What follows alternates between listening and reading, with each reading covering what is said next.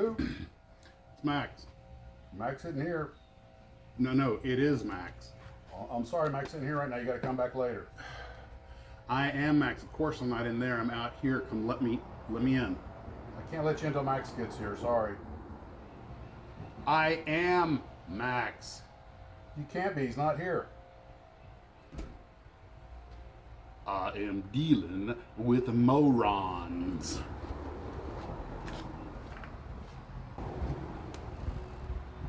Oh, good. The coast is clear. It'll be okay once Max gets here.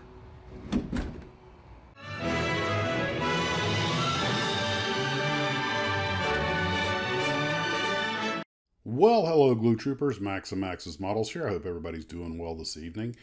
I have actually several fairly unrelated things to cover today. First off, I had a Glue Trooper send me some pictures of his F80, little 1/72nd scale Airfix F80, the same thing I'd built recently, that he put against some green screen. And he said, hey, maybe you can pose this with your model using the green screen. Well, as the fates would have it, I've been working on a chroma key green screen series of videos. It's actually two videos, one on using natural light versus studio light, the other on background removal and chroma key. Those will go up next week. But I went ahead and played with it some. I figured that's not a bad segue. So I tried to use some photos that I already had using background removal of my little F80, but I wound up going ahead and putting it out on a piece of green card and photographing it about the same angle he'd done his so that I could create pictures like this. Now, just remember that, you can adjust the size and everything. So you can put your models on some green card, and as long as you don't get a lot of reflective light, which again, we'll be going into more detail on that in the other videos, then you can do all kinds of cool stuff with your models, make real dioramas in like photo dioramas. In other words, use special effects to create a picture of a diorama that only exists inside the computer. Have a lot of fun with it. And I would recommend that you find the background you want to use first and then photograph your model in an angle that will fit that. But there's just no end to what you can do with it. Like I say, a couple of videos about that coming up next week. I want to thank Mr. Pete R., who sent me, I'm starting to call it Cracktonyte. It's as powerful and addictive as crack and as dangerous as kryptonite, and that's these delicious Tim Tams. And he definitely made a friend out of Mrs. Max's models. And he sent me a big box of these things. And, what can I say? Gojira raids again. So thank you for that. I also got some really unusual Polish models from Mr. Mahoney. And I don't speak Polish. I did use Google Translate. Polski samoloty wojskowe? Polskie samoloty wojskowe. Polskie samoloty wojskowe means Polish military planes. Ministury do sklejania. Which I believe means miniatures for glue. Mikro just means micro or small. They're 1 to 144 scale, and they're by a company called ZTS Plastki and Plastique and Plastyk. Anyway, I did finally find them out on ScaleMates, and I'm giving you some photos of all the sides of the box and everything. They're tiny little kits. I'm not sure if I want to build them because this is pretty rare in the U.S. I don't know if there's really any value to them, but there's something different. So I think I'm going to hold on to them for a while. It looks like it's all there and all original.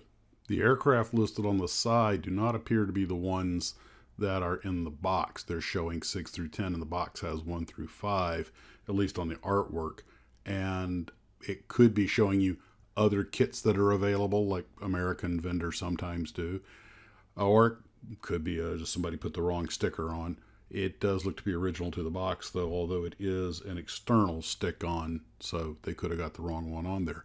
Looks like, if I understand this correctly, this thing costs 60 zloty. I have no idea what that is in American money, but let me run and check. Okay, I couldn't find the mid-70s exchange rate. This kit was made in the 70s probably. But it was, today it's about 25, 26 cents to the dollar. So I would say that this kit probably cost in American money about a dime, about 10 cents back in the day, and maybe 20 cents. So quite the bargain for us. Even for them, it was probably a pretty good price. And 6 tiny little 1 to 144 scale kits would certainly keep you busy. This is really cool. Thank you, Brett. I appreciate that very much.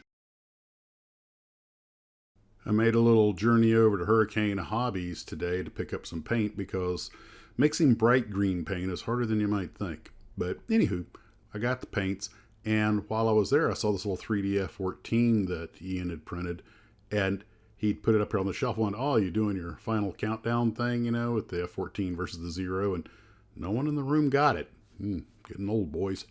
But while I was there, stuff got delivered. I didn't have a chance to stick around for the unboxing. But it's always a happy feeling to see the UPS lady bringing in boxes of goodies. There's also some kits he has in the back that hasn't comped out yet that might be worth something. I think we've mentioned these before. They haven't sold, and they're fairly rare.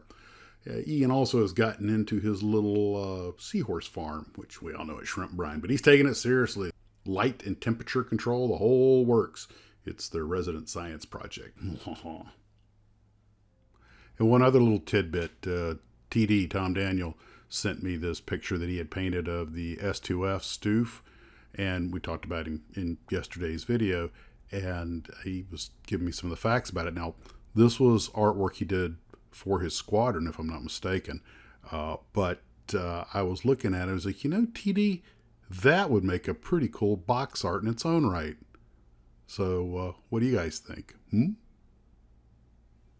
And finally, and I knew this was going to happen, a lot of you guys sent me in cases of where the same box art was used by the same company on different scale models of the same subject.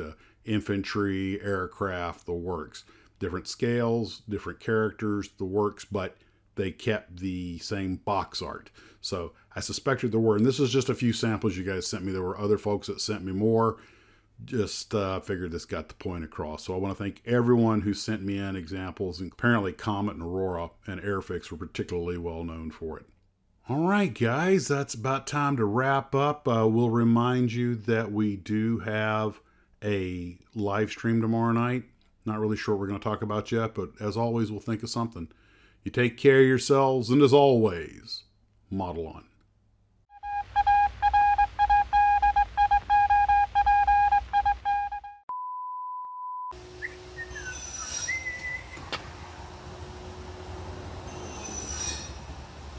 I forgot why I came out here.